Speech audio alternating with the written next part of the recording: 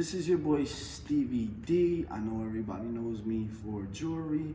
As I told y'all before, excuse me, my channel is changing over to doing different kind of content. I want to do a little less jewelry, so much jewelry, and just try to create content that I feel as though would help, whether it be discussions with people on Instagram or lives, or just giving out information and different opinionated things or facts that I feel will help my followers or those who want or that could use the information.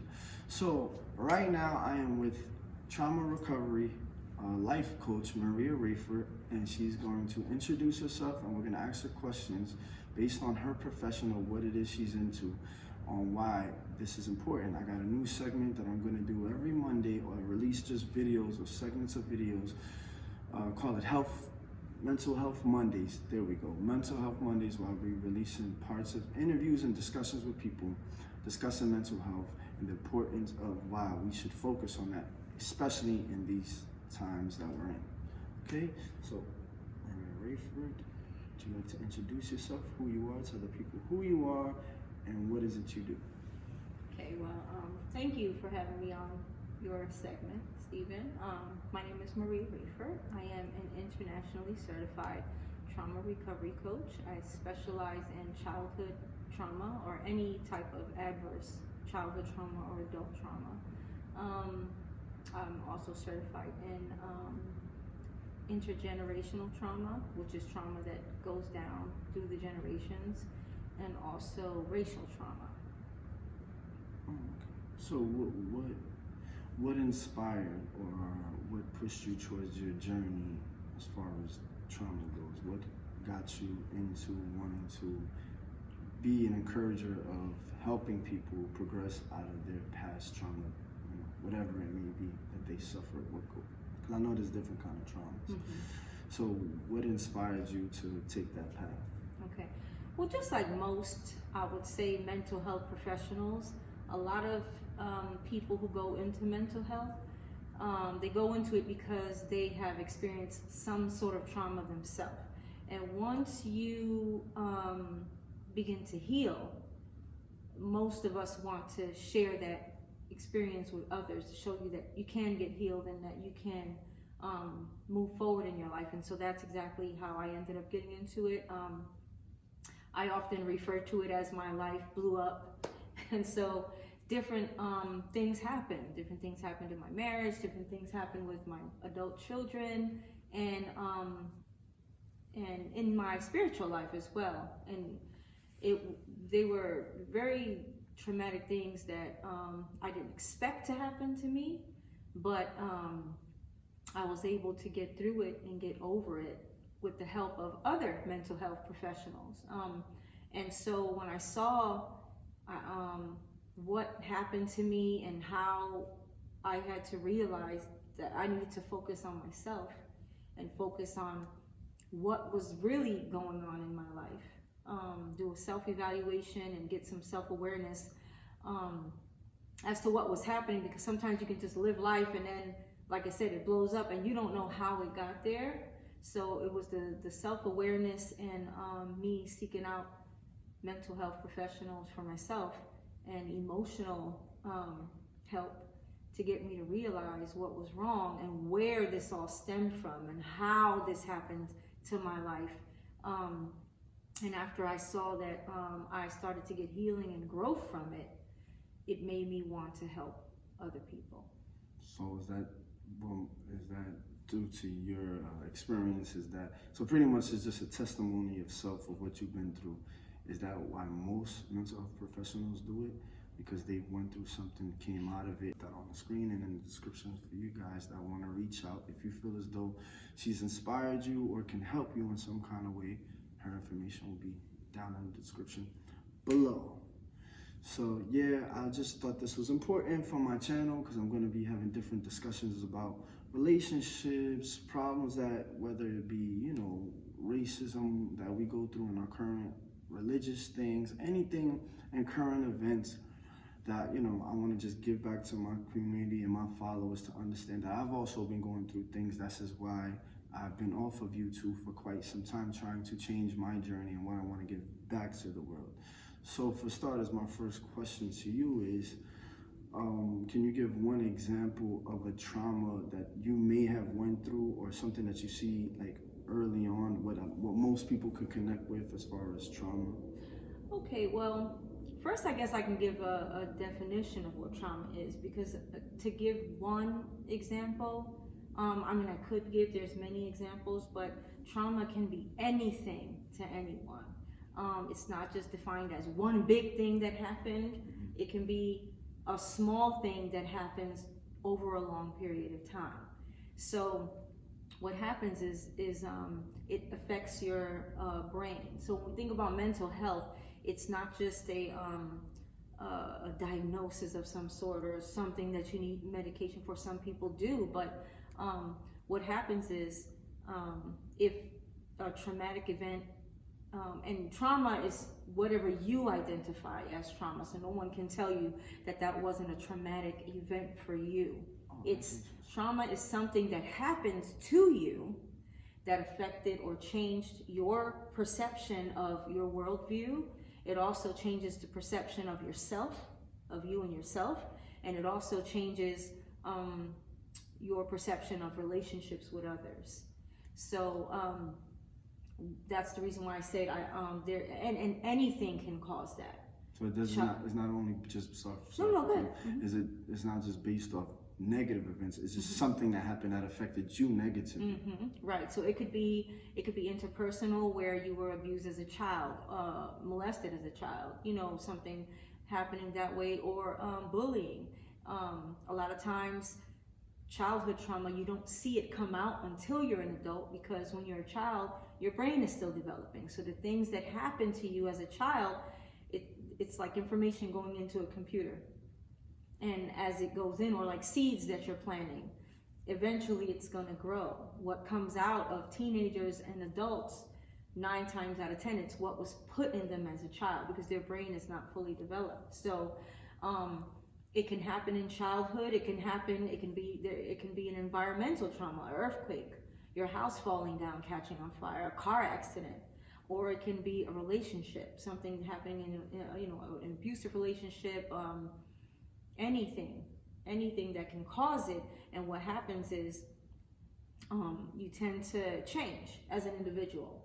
You begin to not trust yourself. You know, that's one of the things you can look at. It can change your relationship with yourself, where you're always questioning yourself, where you always, have a negative inner critic, where you withdraw, you become very dismissive. You can be avoidant. You also tend to not be able to connect or with others, or you can tend to draw negative or toxic, what they call toxic relationships. I know there's a lot of there's like a lot of buzzwords and things like that. Even trauma can be like a buzzword, but that's why I wanted to really break it down, because it isn't something that's like catchy. What happens is that it really does affect your brain. It affects your brain, and I think it's important for us to learn about it and talk about it, because a lot of times we mix it, and we don't realize that we tend to process and react with our bodies and not process it in our brain where it should be, because our brains were affected by that trauma, like I said, whether it be childhood or adult or environmental trauma. Well, before we continue on the trauma talk, I just want to clarify for the people who may not know, what is the difference on why you chose life coaching? Because a lot of people use that online, and they may or may not be licensed to do it. They just use that as a title because they inspire people or they encourage people. What is the difference between like life coaching? Why is it worth it? Like either being it or getting one? Because you have a lot of people considering themselves coaches, inspirational people that speak, motivational speakers. What makes life coaching important to you, or why did you take it on versus being like a typical, and this is no disrespect to those mental health professionals, just why you chose it personally versus being like a psychiatrist or somebody's personal like diary, like something, because those people help as well. Those things help as well. I want to get that out there, but I just want to know why you chose it versus anything else. Okay, well, I personally don't consider myself a life coach. I, even though it does kind of help a person to change their life, but I chose trauma-informed coaching. Oh. So really, there's a lot of what we call, Specifications. like psychoeducation. And really all that means is teaching you how your brain works, teaching you how, because we're in this body. And I am a believer, so I do base it, I do bring God into it and scriptures into it, because I believe, he put us in this body. So everything isn't just spiritual. We have to learn about the physical. So I chose the trauma-informed coaching because here's an example I guess I can give you. I always say, like, when you sit inside of a car, you're not a car. But in order for you to move forward in that car, right, to go anywhere you want to go, you have to learn about the car. And once you begin driving the car, if you get into a car accident, what happens? You can't go anywhere in that car. You have to take the car to the shop to get it fixed. And once the car gets fixed, then you can go back to driving the car. So it's the same thing with our human bodies. God put us in this flesh. And if our flesh receives any type of trauma or adverse childhood experience or adverse adult experience, then it's not going to operate properly. And we're not going to be able to fully function and be able to carry out our purposes in life if this is not functioning properly. We can think and we can have dreams and visions of what we want to do, and that's in our mind. But if our brain is not, if your brain has a fog, or if it's stuck, or if it's wired differently, then it's kind of hard to accomplish that. So I think it's very, very important to learn about the human body, and that's why I chose that. I think it's very, very important to learn about the effects of things that can happen to you in life, and how when you understand it, then you can understand, oh, this is what makes me tick. This is why I do that. This is why I behave this way. This is my communication style. This is, when you put a word to something, it clarifies and it validates things for you. Identify. Right, it helps you to identify, and it validates you, and it makes you think, wow, well, I'm not the only person who behaves that way. And what I learned too is that when we talk about trauma and we talk about even all those different characteristics that can happen, how you can become, there's nothing wrong with you. That's actually, you're behaving normally to your life experience. And so the reason why I didn't become like a psychotherapist or go into therapy or counseling is because that's kind of, it's a little bit limited. With trauma-informed coaching, you have the opportunity to share your story. And you have the opportunity to make it a little bit more personal and relatable to your client. So that's why I chose to go that route. But that doesn't take away the risk of how you care for a person, or like your personal client. There are still guidelines and parameters to stay within just like any other profession. Right, because with trauma-informed coaching, you can only do but so much. So what you do is, like, for what I do is generally, if someone comes to me, I will interview them, and if I see that they need something a little more than me, I'll just refer them out to a therapist or to a counselor, because I can only do what's in my scope of competency, and I need to, be well aware of what that is. Look, for the signs, and they may need something a little bit deeper, and I can't do that. I do not diagnose. I do not medicate. I just what I learned through the classes, that I took, was that I'm just like helping you to take the pieces of the puzzles of your life and put them back together. So it's more of a peer-to-peer setting. I'm not above you. I just listen to you and start helping you put the edge pieces of your life together. So, like, if a client comes in and I'm able to coach that individual, we start off with talking about that. I say, well, what it sounds to me like is that you think about a puzzle. It comes in a box, and it has a picture on the top of the box, and it shows you what that picture is. When you have trauma in your life, it's like someone takes the box, opens it up, and flips it over and throws away the box. So now you don't know who you are anymore. And my job is to get the pieces from you And we start out the edge pieces first until you start seeing yourself again, until it comes together. And as it comes together, you actually start to become more confident and say, oh, this is who I am. And you actually start becoming that. But it's not me telling you what to do. Yeah. It's not me, I can invite you to do certain things, but it's really a peer-to-peer conversation with me pulling the pieces of your life out of you and seeing what works for you to put the pieces of the puzzle back together. So it's really, that's why it's considered coaching, because you're really just encouraging them to get back to themselves. And some people need that, because if you don't have any guidance, that's why you would need a psychiatrist, a life coach, or something in that field, because some people just don't know where to start. And that's what it is. They don't know where to start, so that's why they will come to you to just help them figure out, where do I start? My life is what it is, and I'm struggling, and you're there to encourage them to give them a start, and hopefully y'all make it to a finish point, or at least to a certain point. And then does it end, or if they want to continue, they can continue? Right. So for me, I always tell them, what are your goals? So we start off with goals, and I want to help them to reach their goals. To me, a successful coaching client is someone who does finish.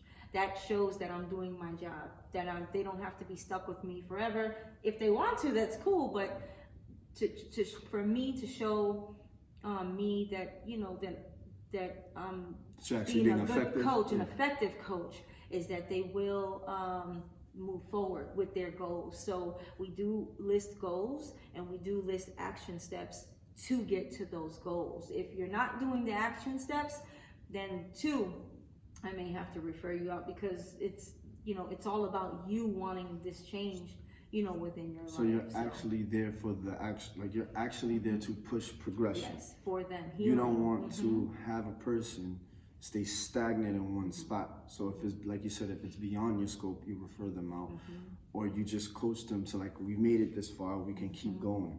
We can keep going, or we can stop. Yeah. And that's perfectly fine if that's what they feel, because 9 times out of 10, and what I've experienced so far is, even in a very short period of time, they feel confident and they see it, and you don't need as many sessions anymore. It's a very And when you use the word coaching, or like you say, you help them bring the pieces back together, essentially they know they're progressing, because they're doing some of it, or all or most of it themselves. They're just, you're helping, guiding them to the answers, or guiding them to a path. And it's like doing exercise, like a personal trainer, but mentally. So you're helping them come back together. They're not doing it all themselves, because they have your guidance, but they are doing most of it themselves, where they're actually learning, I can change this, I can move that, and things move forward. And I just wanted you to specify that portion, because I feel as though, quote unquote, life coaches get a bad stigma, because everybody claims a title or claims a profession that they're not necessarily licensed in. And you have actual licensing and paperwork that shows why you do what you do, and that you can do what you do. Right. Yeah, and two, like, if I don't take every client, and that's because for me personally, I take clients where I've had that same life experience. I think it's hard for me that I can relate to. If you have a very traumatic, and not that I won't talk to you, but sometimes it's hard to really validate a person if you haven't had that experience. That makes a good point. So for me personally, and to everyone is different, but I can best serve you better if I can validate your experience and tell you, oh, I know why you said that. I know how that felt.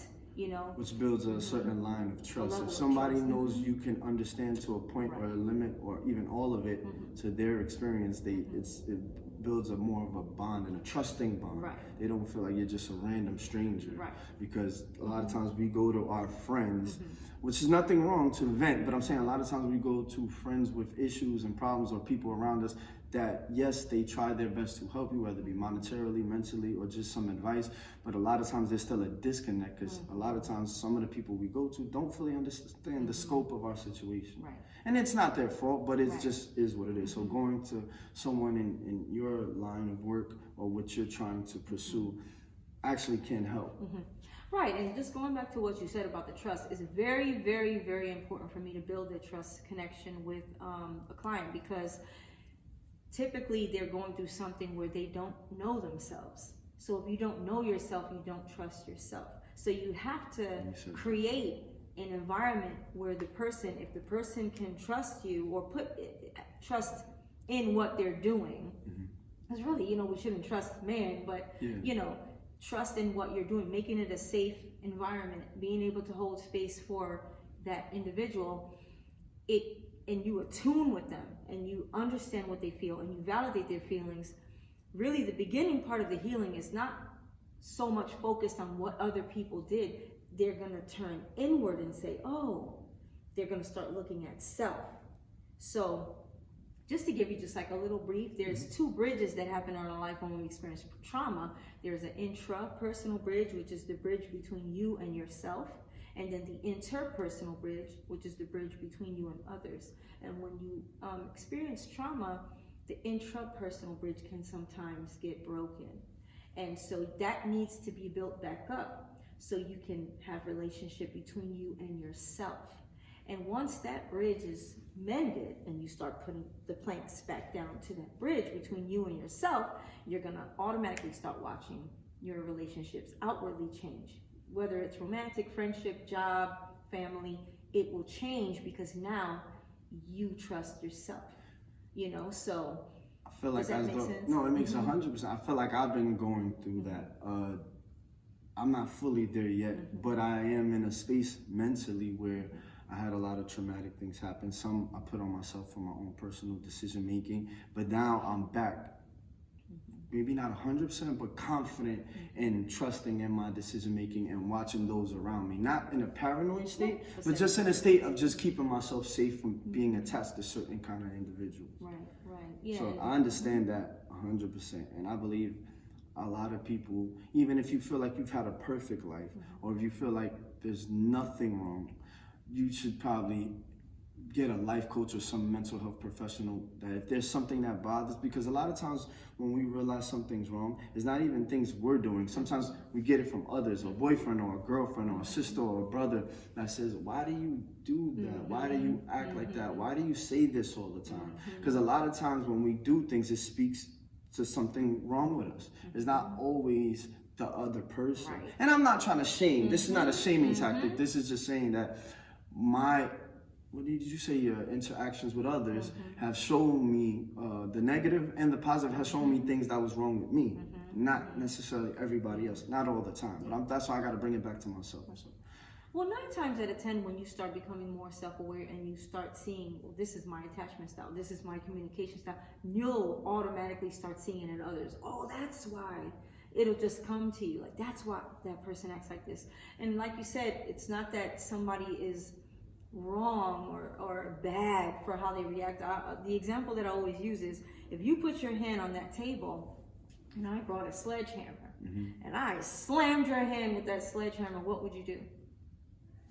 I'll go to grab my hand. You'll withdraw, or you'll be angry. Yeah, and I look at you a little different. You could scream. You might want to punch me in my face. You know, you'll be angry and scream. Why?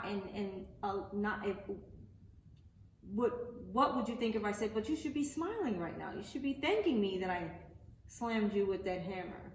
Yeah, I would think you're crazy. You would think that something was wrong with me, right? Well, in life, it's the opposite. People's lives get smashed with the sledgehammer, but they expect you to smile and act quote unquote normal. They don't see your anger as a result to your trauma. They don't see your withdrawing, that you withdraw because you've been hurt. They don't see that that's a normal reaction to what you've been through. Does that make sense? So they want you to be happy and laugh and smile although you're hurting. Although you're withdrawing, there's a reason why you're doing those things, and you're actually normal. Your reactions are normal based on your life experiences. But it's abnormal to somebody else's expectations or what they see in you or of you. Yeah. Oh, that's a Does great that make point. sense? That makes well, to me, it makes a lot of sense. Audience, let me know if what she's saying so far makes sense or not. It makes a lot of sense to me. Maybe some of you can relate. I did want to go back to, well, actually, we're kind of still right on course. I know we had a discussion before, and you were discussing when things happened to you as a child, and you started explaining the brainstem. Now, we don't have to go to it in full scope right now, but if you can kind of explain that. I think that, for me, I just felt like that is the start to understand why a lot of us go through what we go through even before we become grown-ups, because we're little children, we're born as infants, and you had explained stuff about the brain developmental stages of why when something happens to you as a child, it gets altered. So I don't know if you, where you want to start. That's fine. So when you're born, any child that's born, the only fully developed part of the brain is the brain stem. You have a brain, but all of the other parts are being developed. So between the ages of 0 and on up, let's just use the example 0 through 8 years old. What's happening is the brain stem is fully developed, but you're actually programming what's happening in the other parts of the brain, the amygdala, the hippocampus, and the prefrontal cortex, where you process how to react to things that happen to you. All of that stuff is still being developed. So it's what the parent or the guardian or whoever you're around puts into that brain during those ages is what's going to come out. So what happens is in the very beginning stages of your life, from age 0 to 9 months, I believe it is, that's when you learn to attach. There's been various studies. I like to use the Erickson's childhood development theory, and they show you how if a child does not attach, meaning I attach to my mom, my dad, or my caregiver, if they don't have a healthy attachment during that time, then when they get older, they tend to be more withdrawn, feeling like they can't really, they don't fit here, on earth, or, in the world around them, and things like that. So it's very, very important to understand how that works. Many people are emotionally reactive as adults or even as teenagers, and it's what we call bottom-heavy brain, is because only the brain stem was fully developed, but the other parts weren't. They're stagnant in certain areas, so they don't know how to process with our prefrontal cortex, but because they were never taught to process their emotion, how to self-soothe, it's just an emotional reaction. So this is why I always say, with parenthood, and this is I think learning about mental health and learning about childhood development before you have children. That's what I was very okay. No, I don't want to cut you off. I'm saying that I wanted to make that one point is when she had previously explained that to me, it helped me tremendously in my parenting. As you all know, Mia has been on my channel. I have a daughter, she is 5, and it helped me with my patience. It helped me with not being so angry all the time. With like a lot of us parents, and I'm not speaking for everyone, just for most, is that we get frustrated with our kids. But when you learn this, and I can only speak for myself, is that it kind of helps you have a little more or a lot more patience with your child, because you have to understand that's why they laugh at silly things, or they react in a silly way, or they act very emotional. They're not fully all there, and that's why we're there as a parent to help that growth happen in a normal way. Right, because a child, and this is just what I've been taught, and children, they're not born thinking about you. And children are not born to take care of your emotional needs.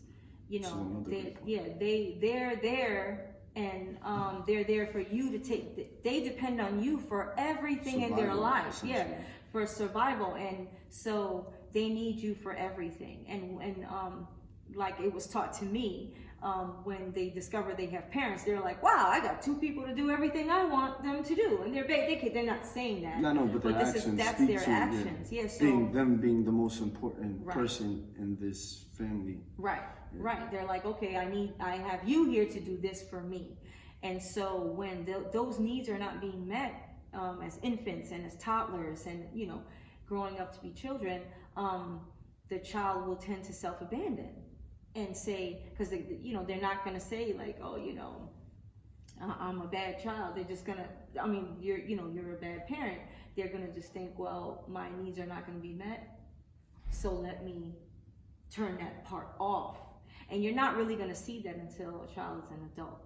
Because they're not going to say you're a bad parent, because regardless of what parent you are, they're dependent on you for survival. everything. So if you're meeting certain needs, just not all, they can't quickly detach because you're all they know for the moment. Right, to that live. Makes a lot of, So the thing of it is, and this is why I always say, learning about mental health and childhood development, even for people who don't have children, who are just thinking about it, or just have nieces and nephews, or who are not planning on having children but being around children, it's important for you to understand childhood development, because it's what we put in those children in their developmental years.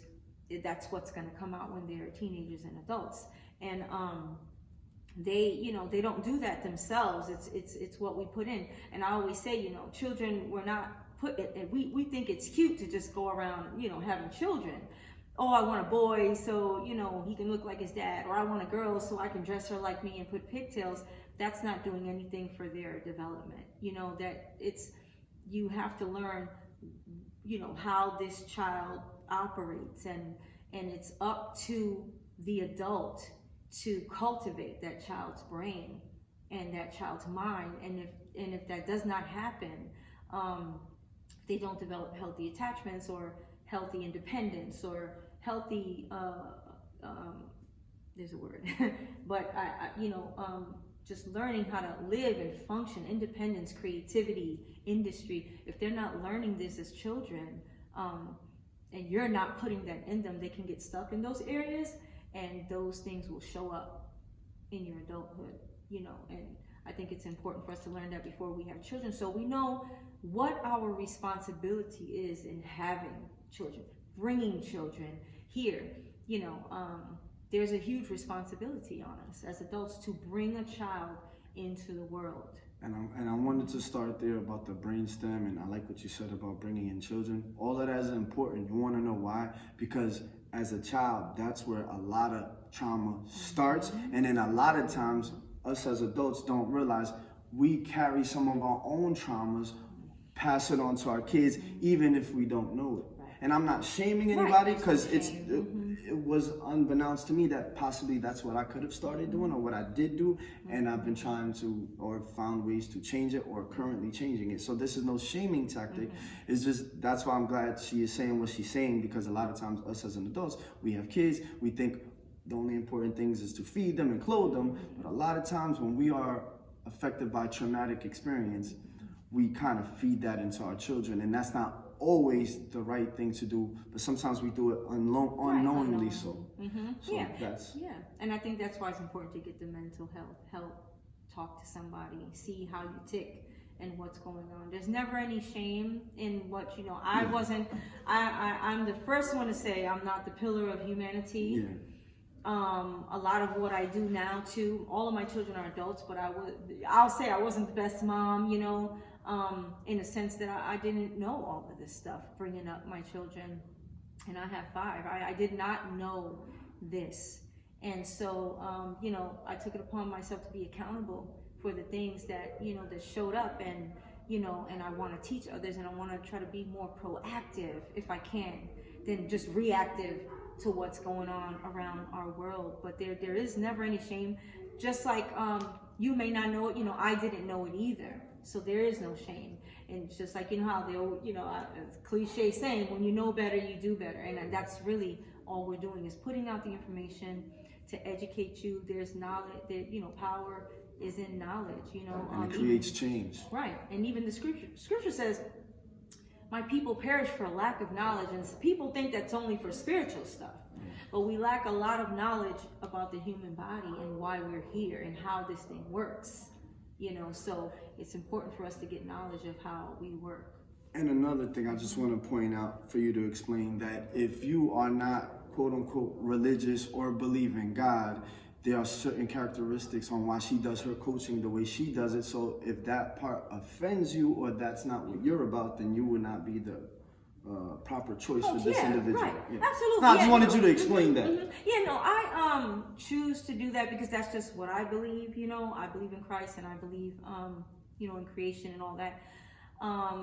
Some people still want me to coach them, believe it or not. They just say, don't mention God, and that's fine. And I'll tell you why. Because people will say, oh, but I thought, you only talk about God. But if you think about it, maybe they don't believe in God because they were hurt in a religion, or they were hurt by something. And so, I think eventually it can get there. You just see where it goes. But I'm saying if they just don't have any interest in that portion of belief or life, then maybe you're not for them. Right. And but if they're curious, because of what other things you bring to the table, then it's okay. Right. Yeah, you're not there to offend and turn them. But if it happens in the process, because they're receptive to it. Yeah. And that's how normally how it works when you get you go to interview your clients. You generally can tell whether I may not be the coach for everyone, and that's perfectly fine. There's millions of coaches out there for everyone, and so I may not be the coach for you, and that's fine. But I always, make it known right off the bat that this is what I do. It's not like I'm here just going to be hounding you with the Bible either. Because I think it's important, like I said, to learn about the human body.